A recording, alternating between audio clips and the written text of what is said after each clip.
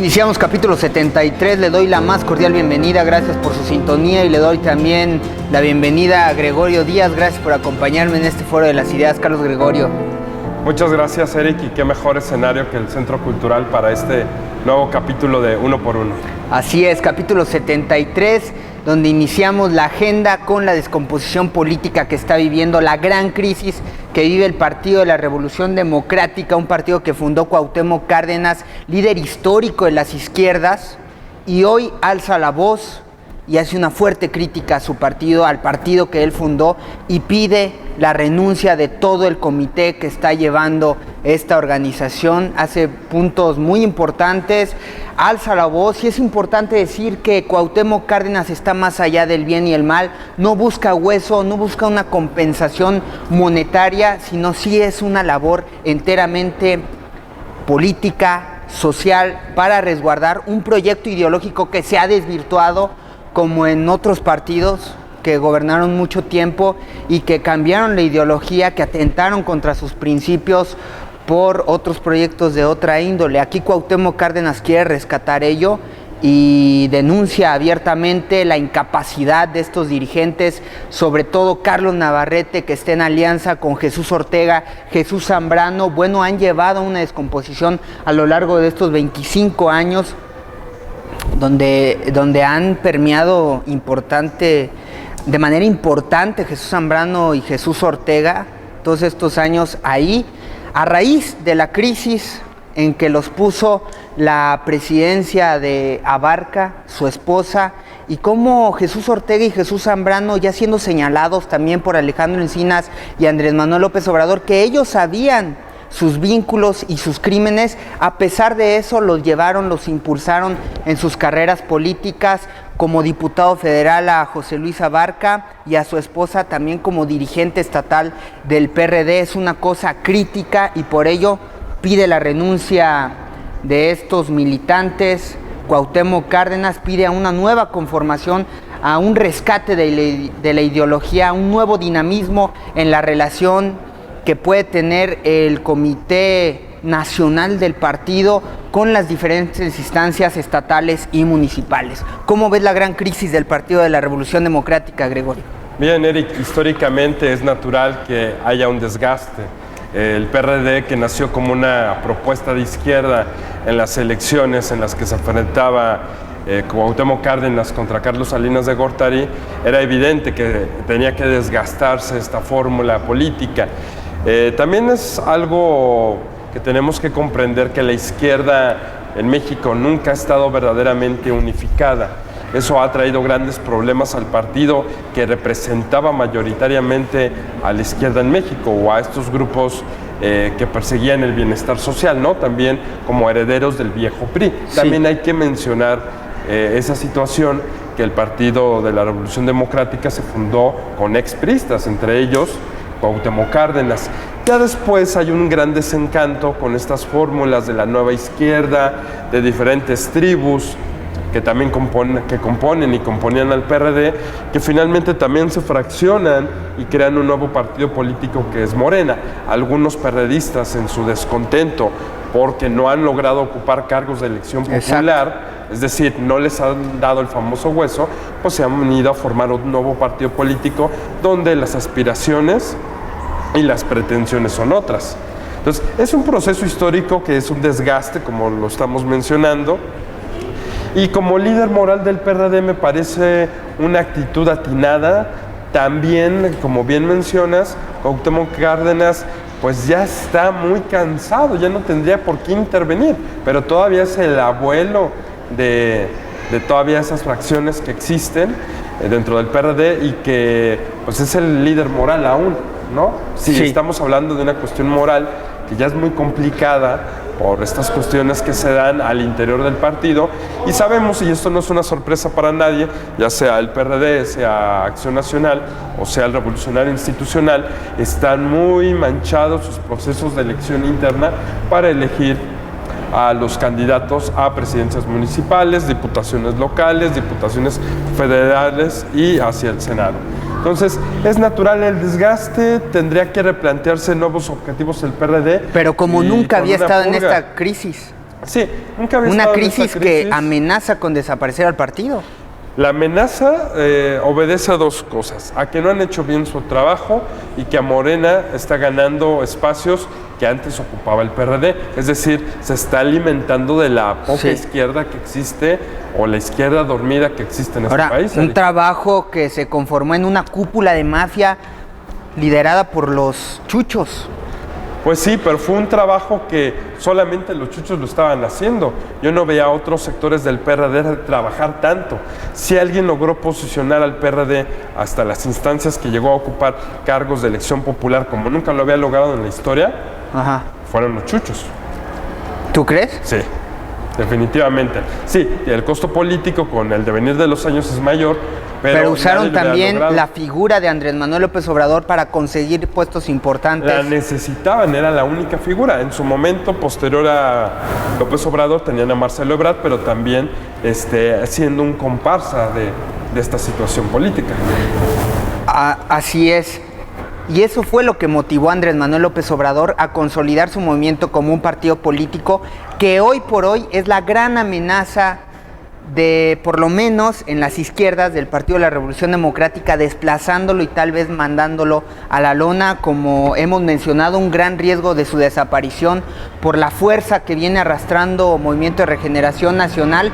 Por eso tiene que salir este líder, Cuauhtémoc Cárdenas, a decir: tenemos que recomponer el partido justamente ahora, porque si no veremos en una crisis muy grave que terminará por un proyecto que comenzó él con víspera a generar una verdadera democracia en este país y a generar una verdadera oposición que se desvirtuó, que acabó siendo comparsa de los intereses que ya hemos mencionado a lo largo de estos capítulos. Si en su momento hubiera ganado, ganó las elecciones, no es un secreto para nadie, Cuauhtémoc Cárdenas, pero si hubieran respetado los resultados en aquellas elecciones y no se los hubieran dado a Carlos Salinas de Gortari, sí creo que estaríamos hablando de otra nación con otras expectativas de vida. Sin embargo, no se dio, ¿no?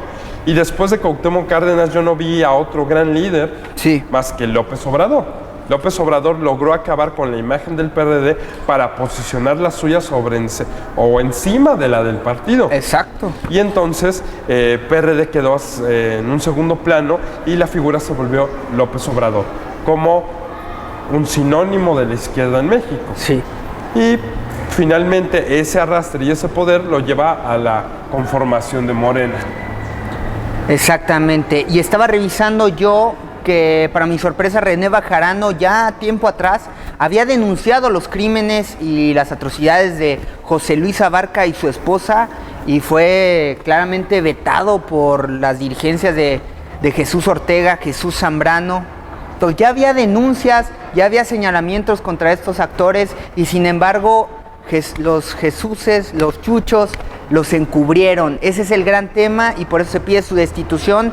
Y también la dirigencia de Carlos Navarrete, con este llamado a los perredistas para que donen, para que favorezcan al proyecto del Teletón, pues también lo puso en una grave crisis y ha hecho respuesta ante este caso y también ante la carta tan crítica de Cuauhtémoc Cárdenas. Carlos Navarrete da respuestas. ¿Y no te parece, Eric, que es muy interesante que Carlos Navarrete empiece a tener cierto contacto con este grupo de Televisa? Bueno, lo tiene. Tiene el contacto con Televisa. Y pensemos mal, Eric, pensemos mal.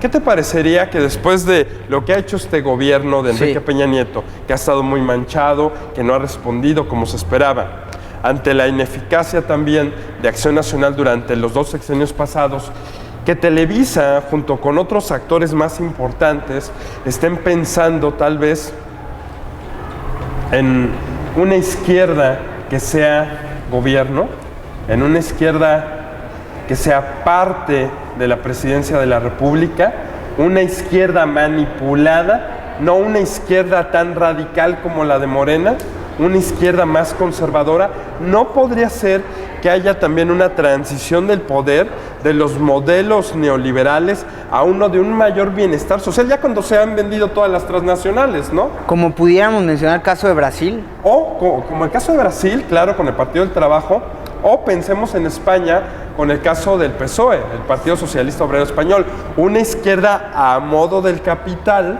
Sí. para que entonces se vea que en México sí hay una verdadera democracia y el que sigue siendo un peligro para México es López Obrador con su proyecto de Morena. Y así hacen creer al mundo que ahora la izquierda gana porque en verdad tiene los elementos suficientes y porque el modelo neoliberal de Acción Nacional y del revolucionario institucional no funcionaron. No podríamos pensar mal que ahora le toque a la izquierda, para una izquierda al modo de Televisa, a modo de Carlos Salinas, a modo del capital ya vendido. Bueno, esa izquierda muchos lo presumían que la podía encarnar Marcelo Ebrard. Una socialdemocracia de Marcelo Ebrard. Sí, y es una izquierda también que ya vino trabajando Felipe Calderón, hizo una alianza importante con los chuchos y ahora pues ya forman parte de un pacto.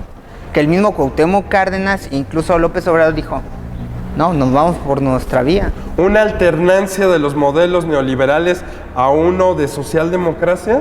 Yo creo que sí, porque la visión y la perspectiva es que saben que hay un desgaste importante de los dos partidos que ya estuvieron en el poder y que la gente va a optar por otro y no se puede caer un proyecto que ya han construido, ni los grandes negocios que ya han afianzado con los países extranjeros. Y le estarían haciendo creer a la población de México que por fin llegó el momento de la izquierda, ¿no? Sí. Y entonces, pues muchos pseudo socialistas o que están a modo de la izquierda para intereses económicos o de conveniencia personal, posiblemente se puedan incorporar a este proyecto de una izquierda trabajada desde el capital, es decir, una socialdemocracia, y sigues dejando el proyecto de izquierda que parece más auténtico en esta nación, como el de Morena, Sí. lo sigues dejando a un lado.